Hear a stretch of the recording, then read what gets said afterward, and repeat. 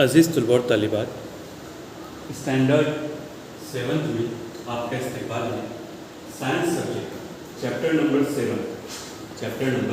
7 motion force and work, motion force and work, इसका lecture number first. आज हम motion, distance, displacement, speed, velocity, average speed and instantaneous speed, इनके बारे में आज हम बहुत ही कम वक्त के अंदर अच्छी से अच्छी मालूमात हासिल करने की हम लोग कोशिश करेंगे। बस आप थोड़ा सा ध्यान से तवज्जो से इसको सुने, किसका ताल्लुक किस चीज़ से है, इसको समझकर उसका फॉर्मूला क्या है, उसको किस तरह से हम समझ सकते हैं, ये बहुत ही आसान है। ये पूरे चार्ट के अंदर यहाँ पर जो आपको बताया जा रहा है, इसमें इन शॉर्ट में आपको बेहतर से बेहतर समझाने की कोशिश की गई है। ये बहुत शॉर्ट नोट्स हैं। कैसे हैं? शॉर्ट नोट्स हैं। पहले जो हम पढ़ेंगे वो मोशन के बारे में पढ़ेंगे। किसके बारे में पढ़ेंगे? मोशन के बारे में पढ़ेंगे। What is mean by motion, इसको किस तरह से समझना है। डियर स्टूडेंट्स, यहाँ लिखा हुआ है उर्दू के अंदर कि मोशन मतलब कोई भी चीज खुद से नहीं चलती। दुनिया में जो भी कामकाज हो रहा है, सारा निजाम चल रहा है, ये खुद से नहीं होता। कोई ना कोई चीज उसके पीछे हरकत करती है, ताकत लगाती है, काम करती है। जैसे हमारा अकीदा है कि एक पत्ता भी अल्लाह के हुक्म के बगैर नहीं हिलता। मतलब कि ताकत किसकी चलती है उसके पीछे? अल्लाह की चलती है। किसकी चलती है? अल्लाह की चलती है। तो यहाँ पर ऑब्जर्वेशन के जरिए से इसको समझना है। ऑब्जर्वेशन के जरिए से, चीज़ों के जरिए से, असबाब जो अल्लाह चलाते हैं, वो असबाब क्या है? वो असबाब क्या है जिसके जरिए से वो चीज़ें एक यानी अमल में आती हैं, हरकत में आती हैं। तो यहाँ पर देखो एक टेबल है। इस टेबल के ऊपर एक बॉल है। यहाँ से इसको जब तक हरकत न मिले, कोई प्रेशर न मिले, हवा के जरिए से बोलो या किसी चीज के जरिए से उसको धक्का न दिया जाए, तब तक वो चीज आगे नहीं जाएगी। ये चीज यहाँ से यहाँ आ गई, ये जो बॉल है ये यहाँ से यहाँ गया, यहाँ से यहाँ आ गया। इसका मतलब ये कि कोई ना कोई प्रेशर है, ताकत लग रही है, दबाव लग रहा है उस पर, चाहे अंदर से हो या बाहर से हो। तो वो प्रेशर की वजह से वो चीज अपनी जगह से हरकत कर रही है, कोई भी ऑब्जेक्ट, कोई भी शय जो है जो हरकत करता है, चाहे वो लिविंग हो या गैर जानदार हो, उसका हरकत करना ही मोशन कहलाता है। एक जगह से दूसरी जगह जाना, ये जगह का तब्दील होना, उसका हरकत होना उसकी, यही उसको मोशन कहते हैं। समझ में आ रहा है मेरे बच्चों? बहुत ही आसान है। कोई भी चीज खुद से नहीं चलती। कोई भी ऑब्जेक्ट हो, चाहे वो लिविंग हो या नॉन लिविंग हो, उसका हरकत करना किसी प्रेशर के जरिए से, चाहे अंदर से हो या बाहर से हो, तो वही मोशन कहलाता है। फिर डिस्टेंस, सेकंड पॉइंट क्या है? डिस्टेंस है। What is the meaning of distance? It is the length of a actual path. इसको समझना है। पाथ, रास्ता, एक्चुअल, जो उसने हरकत ली है, एक जगह से दूसरी जगह पर गया, तो उसका जो फासला है ना, लेंथ है, वही जो है वो उसका डिस्टेंस कहलाएगा। मिसाल के तौर पर, जैसे मैं यहाँ से रेलवे स्टेशन चला गया, हवाई अड्डे पर गया, है ना, तो यहाँ से वहां तक का जो फासला है ये कितना है, या यानी दो जगहों के दरमियान का फासला, दो इंसानों के दरमियान का फासला, या दो चीजों के दरमियान का फासला, यानी वो जो मोबाइल रखा हुआ है वहां से ये ग्रीन बोर्ड तक का जो फासला है, ये जो फासला है ये मुकम्मल फासला, it is the length of a actual path, is called distance. क्या कहेंगे इसको? डिस्टेंस कहेंगे। फॉर एग्जांपल यहाँ पर देखो दी गई है, किताब के अंदर भी है। एक बंदा है, इंसान है, ए से बी तक चला गया, बी से सी तक चला गया और सी से डी तक चला गया। मतलब ए से बी का जो फासला है 500 मीटर, बी से सी तक का फासला जो है यानी ये 700 है, और सी से डी तक का जो है ये है 300 मीटर है। मतलब ये पूरा इसका चलकर जाना यहां से वहां तक, यही डिस्टेंस कहलाता है। क्या कहलाता है? डिस्टेंस कहलाता है। मतलब ए से डी तक पहुंचने के लिए, इसने 5 और 7 12 और 3 15 1500 मीटर का फासला तय किया उसने। यानी इसको डिस्टेंस कहेंगे। क्या कहेंगे इसको? डिस्टेंस कहेंगे। ये जो इस तरह से इसका जाना है, से बी, बी से सी और सी से डी, ये जो रास्ता है बिल्कुल ही रास्ते पर से पूरा मुकम्मल आखिर तक पहुंचना, ये उसने 1500 मीटर का फासला तय कर दिया। मैं मुंबई चला गया तो यहाँ से मुंबई तक का जो है वही डिस्टेंस है मेरा, जिस रूट से मैं चला गया। चाहे मैं किसी और मुल्क में चला जाऊँ या कहीं और कंट्री में चला जाऊँ, ताजमहल देखने जाऊँ, तो यहाँ से जो फासला वहां तक का है वही डिस्टेंस कहलाएगा। क्या कहलाएगा? डिस्टेंस कहलाएगा। एक्चुअल पाथ, ये ध्यान में रखना, ये वाला है ना, actual path of is called distance. फिर डिस्प्लेसमेंट, सेकंड पॉइंट जो है थर्ड वाला, ये डिस्प्लेसमेंट है, ये वाला। इसका क्या मतलब? दो नुकात का सबसे कम फासला, मतलब एक बंदा, एक शख्स था, ये ए से बी चला गया, बी से सी चला गया, सी से डी चला गया।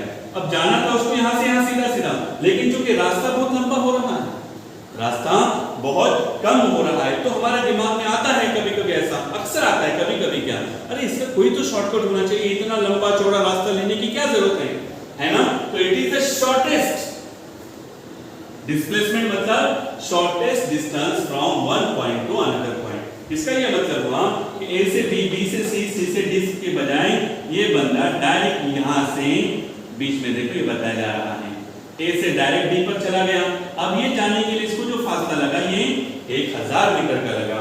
अगर ये इस तरह से जाता, इस तरह से जाता, ए से बी, बी से सी, सी से डी, तो इसको 1500 मीटर का फासला तय करना पड़ता था, यानी 1.5 किलोमीटर के आसपास। लेकिन यहाँ पर ये डायरेक्ट बीच में से शॉर्टकट चला गया, तो वो 1000 मीटर का फासला ही उसको तय करना पड़ा। तो ये डिस्प्लेसमेंट मतलब क्या? It is the shortest distance from one point to another point is called displacement. Distance और डिस्प्लेसमेंट में फर्क समझ में आ गया?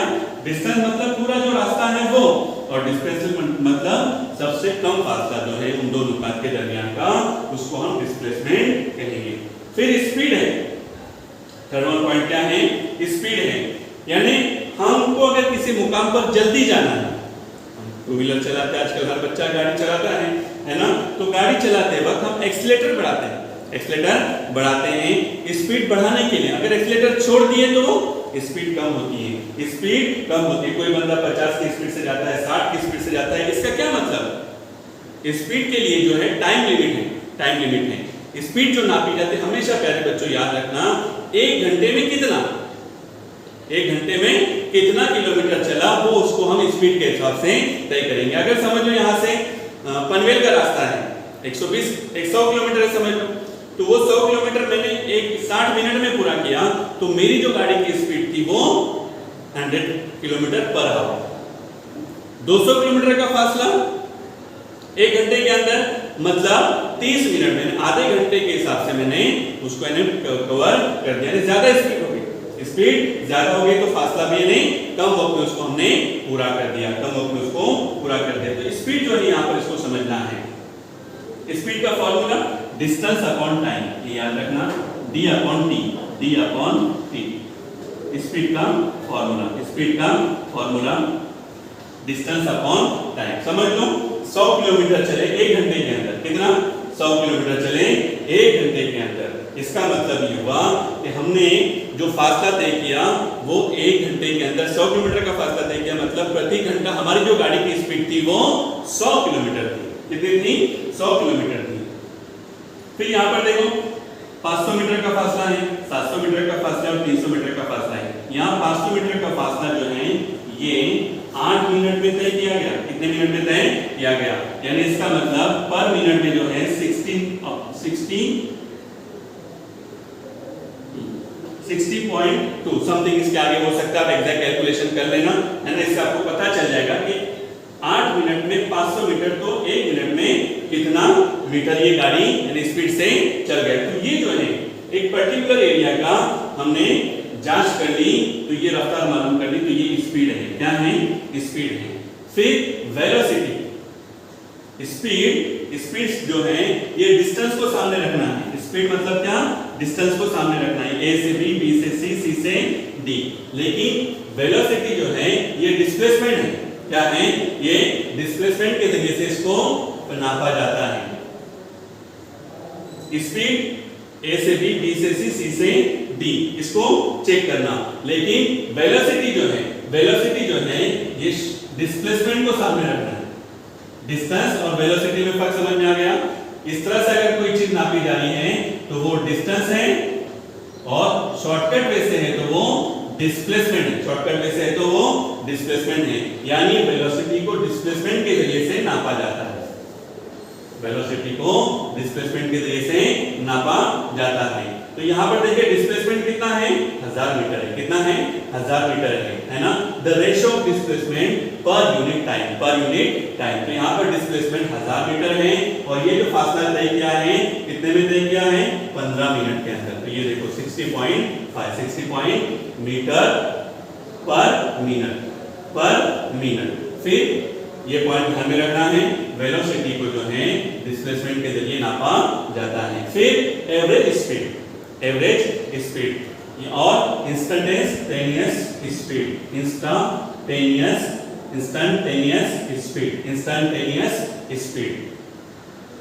एवरेज स्पीड को समझने के लिए यहाँ पर देखो एक बस बताई गई है, गाड़ी बताई गई है।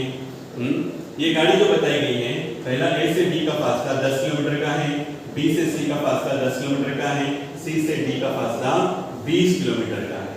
10 और 10 20 और 10 20 40 है। कितना है, 40 है। फिर यही जो फासला है, शुरू में जब गाड़ी चली तो 10 किलोमीटर के लिए 10 मिनट लगे, बीच में रास्ता खराब था तो यही 10 किलोमीटर के लिए कितना वक्त लगा, 20 मिनट लगा, और फिर सी से डी को 20 किलोमीटर को चलने के लिए कितना वक्त लगा, 30 मिनट लगा।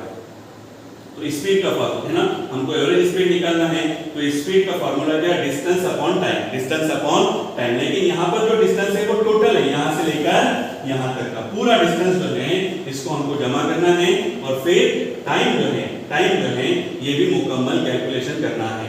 तो यहाँ पर देखो टोटल को अगर जमा किया जाए, टोटल किलोमीटर और टोटल मिनट को, तो यहाँ पर देखो 40 किलोमीटर जो है, और 1 घंटे के अंदर, कितने घंटे के अंदर, 1 घंटे के अंदर। इसका ये मतलब हुआ कि 1 घंटे में 40 किलोमीटर वो गाड़ी चली, यानी 40 किलोमीटर प्रति घंटे के हिसाब से वो गाड़ी चल रही है। बात समझ में आ रही है। अलग अलग जगह पर अलग अलग स्पीड से वो गाड़ी चली, लेकिन जब टोटल उसका कैलकुलेशन किया गया तब पता चला, यानी शुरू के 10 किलोमीटर के लिए 10 मिनट लगे, बाद के 10 किलोमीटर के लिए 20 लगे, फिर 20 किलोमीटर के लिए 30 मिनट लगे। तो इनका सबका कैलकुलेशन करेंगे और 1 घंटे तक जाएंगे, तो 1 घंटे में कितना किलोमीटर चली, तब हमको एवरेज स्पीड का पता चल जाएगा। फिर इंस्टैन्टेनियस